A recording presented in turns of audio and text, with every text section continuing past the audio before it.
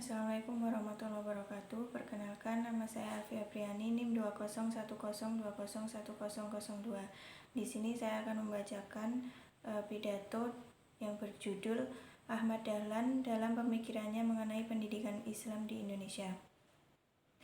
Assalamualaikum warahmatullahi wabarakatuh. Alhamdulillahirabbil alamin wassalatu wassalamu ala asyrofil anbiya'i wal mursalin wa ala alihi washabbihi ajma'in amma ba'du.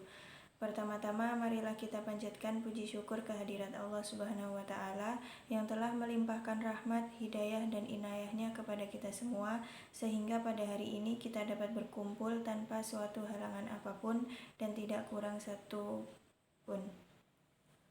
Tak lupa sholawat serta salam kita sanjungkan kepada Nabi Agung kita, Nabi Muhammad SAW, yang telah menuntun kita dari zaman jahiliyah hingga terang benderang seperti sekarang ini. Hadirin yang berbahagia, pendidikan merupakan suatu bagian terpenting dalam proses perkembangan suatu bangsa.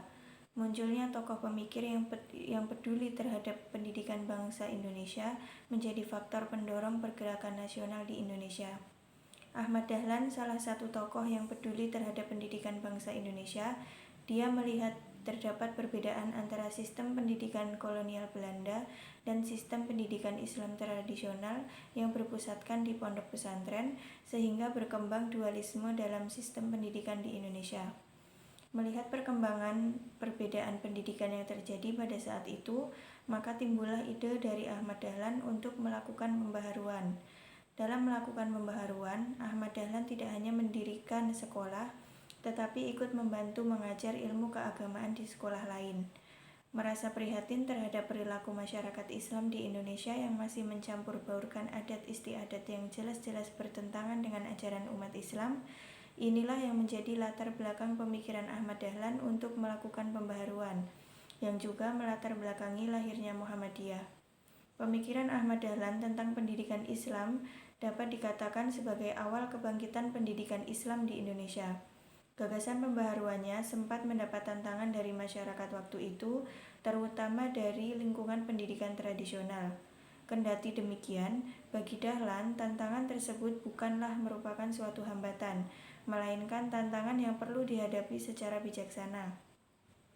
Arus dinamika pembaharuan terus mengalir dan bergerak menuju kepada berbagai persoalan kehidupan yang semakin kompleks. Dengan demikian, peranan pendidikan Islam menjadi semakin penting dan strategis untuk senantiasa mendapat perhatian yang serius. Hal ini disebabkan karena pendidikan merupakan media yang sangat strategis untuk mencerdaskan umat.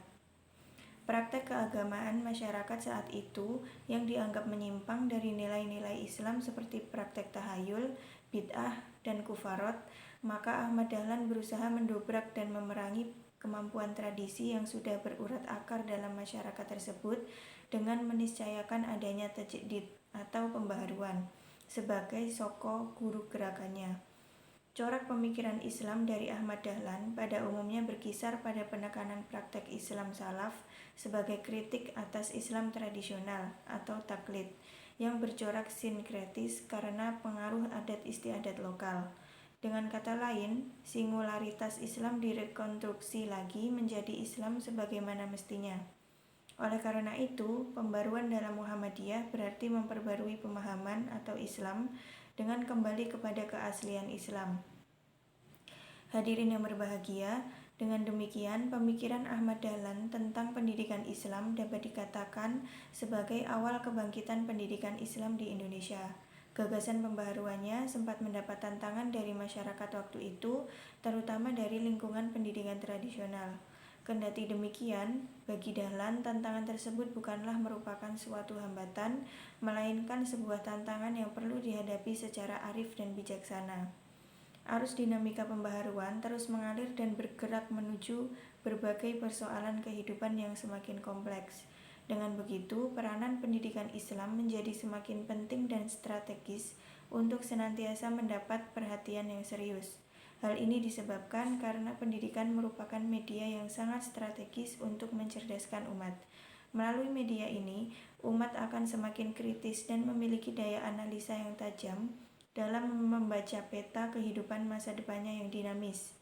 Dalam konteks ini juga, setidaknya pemikiran pendidikan Kiai Haji Ahmad Dahlan dapat diletakkan sebagai upaya sekaligus wacana untuk memberikan inspirasi bagi pembentukan dan pembinaan peradaban umat masa depan yang lebih proporsional.